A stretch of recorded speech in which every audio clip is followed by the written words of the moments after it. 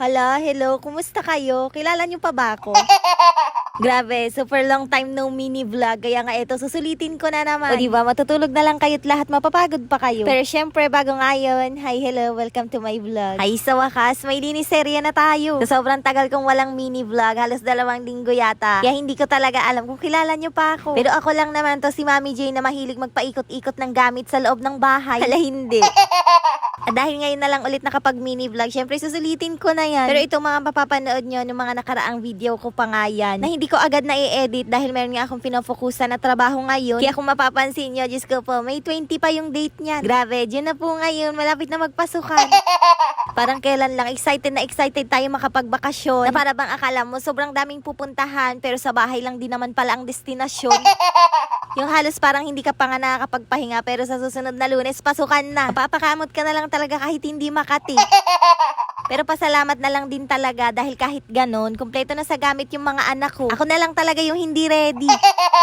O siya, ito na nga, back to this video. Sa tagal-tagal kong hindi nakapaglinis dito sa bahay, lalo na dito sa mga hanging shelves ko, kaya grabe na rin talaga yung alikabok big. Sa totoo lang, magagawa lang sana talaga ako niya ng promotional video at pabango ngayon sa bahay, pero naisip ko maglilinis na nga muna ako ng konti. Dahil syempre, hindi naman pwedeng mabango lang yung bahay, dapat malinis din. Kaya ayan te, lahat talaga ng pwedeng daanan ng basahan, pinunasan ko. Dahil hindi ako sigurado kung kailan ulit ako sisipagin magpunas-punas dito. Sa sobrang dami ko kasi talagang trabaho ngayon, hindi ko na maisingit na makapaglinis sa buong bahay. At kapag hindi ako nakakapaglinis, syempre wala akong mini vlog. At kapag walang mini vlog, syempre nambubudol lang tayo. Wala ganun talaga, kailangan nating kumayod para makaraos sa buhay. Kaya sa mga nagsasana all dyan, ako manahimik ka, baka mapitik kita. Hala, hindi.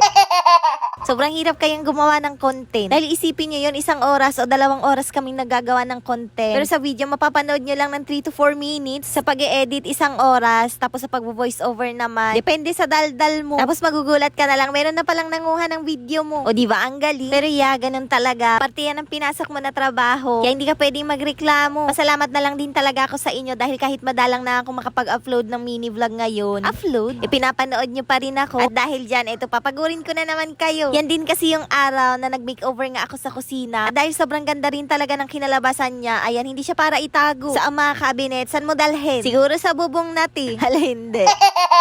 Siyempre ate, wala naman ng ibang pagpupwestuhan yan kundi dito sa kabilang side. Grabe no, yung magme-makeover ka lang pero nauuwi lagi sa pag-general cleaning. Tapos pag napagod, nang aaway.